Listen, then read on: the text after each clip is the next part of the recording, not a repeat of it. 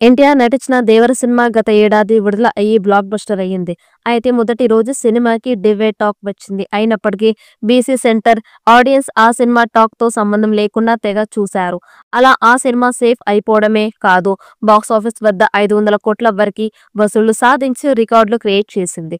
శత దినోత్సవ వేడుకలు కూడా జరుపుకుంటోంది దేవర. ఇప్పుడు ఈ సినిమాకి సీక్వెల్ కోసం ఫ్యాన్స్ ఎదురు చూస్తూ ఉన్నారు.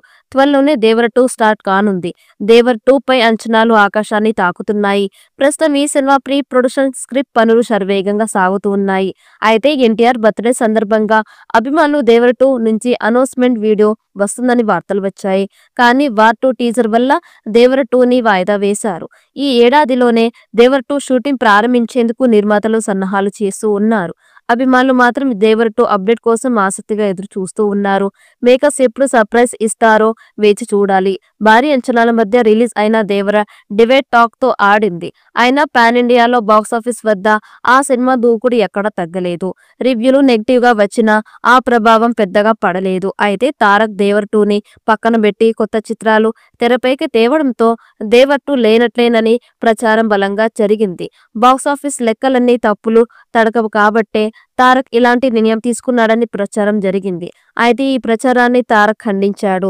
దేవర్ 2 ఖచ్చితంగా ఉంటుందని, తామే కావాలని కొంత గ్యాప్ తీసుకుంటున్నాం అన్నట్లు ప్రకటించడంలో క్లారిటీ వచ్చింది.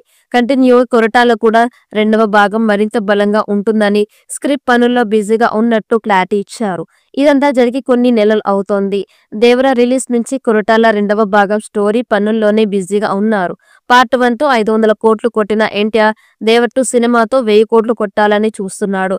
ఈ ఏడాదిలోనే షూటింగ్ స్టార్ట్ చేసి వచ్చే ఏడాది చివరిలో విడుదల చేసేందుకు సన్నాహాలు చేస్తూ ఉన్నారు. మరి పాన్ ఇండియా సినిమా ఎలాంటి రికార్డ్స్ క్రియేట్ చేస్తుందో చూడాలి.